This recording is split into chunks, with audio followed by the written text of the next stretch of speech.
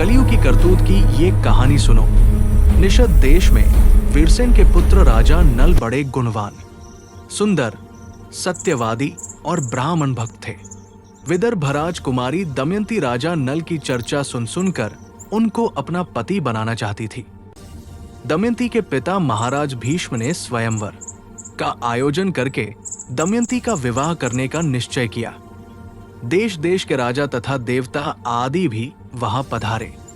पवित्र सभा में दमयंती ने उपस्थित समूह में से राजा नल का वरण कर लिया। जब देवराज इंद्रादि दमयंती को आशीर्वाद देकर वापस जाने लगे, तब रास्ते में कलियुग तथा द्वापर मिल गए। उन्हें बड़ी तेजी से आता देखकर देवराज इंद्र ने पूछा, क्यों कलियुग, कहां बड़ी शीघ्रता से जा रहे हो? कलियुग ने उन्हें स्वयंवर की बात बताई।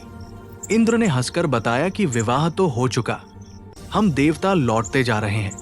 अब तो कलियुग क्रोध में आगबुला होकर बोला, ओह, देवताओं के रहते उसने मनुष्य का वरण किया।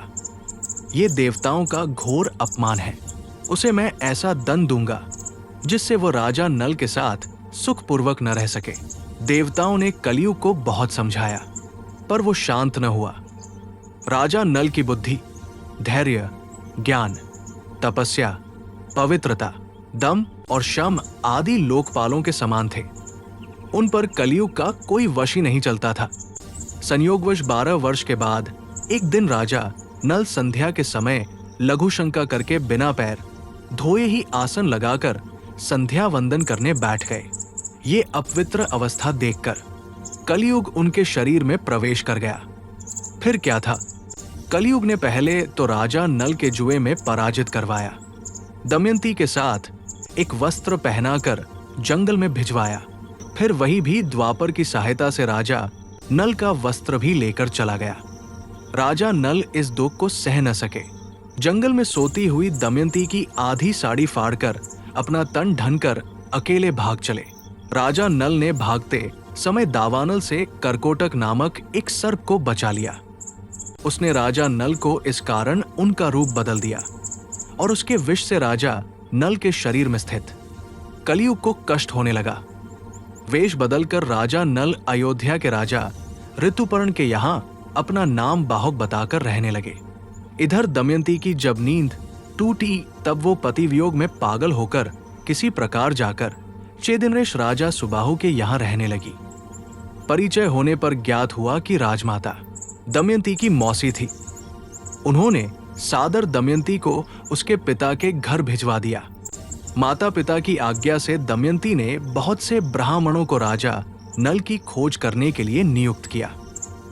बहुत दिनों तक ढूंढने खोजने के बाद अयोध्या में उनके होने की संभावना दमयंती को प्रतीत हुई। अनेक प्रकार से परीक्षा करवा लेने के पश्चात जब दमयंती को ये विश्वास हो गया कि अयोध्या में रहने वाला बाहुक ही उसका पति राजा नल है, तो उसने स्वयंवर का बहाना करके राजा ऋतुपर्ण को भी विशेष ढंग से आमंत्रित कर लिया। जैसा विश्वास दमयंती का था, हुआ भी ठीक वैसा ही। राजा ऋतुपर्ण के सारथिक के रूप में बाहुक बने राजा नल भी वही आए। रास्ते में राजा नल ने पासों की वशीकरण विद्या राजा ऋतुपर्ण से सीखी। उसी समय कलियुग उनसे क्षमा मांगते हुए कांपता हुआ उनके शरीर से निकल गया।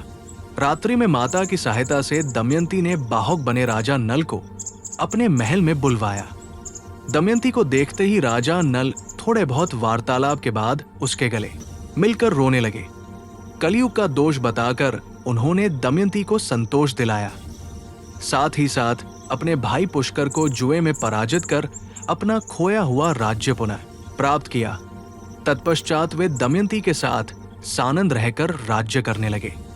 जय श्री राम।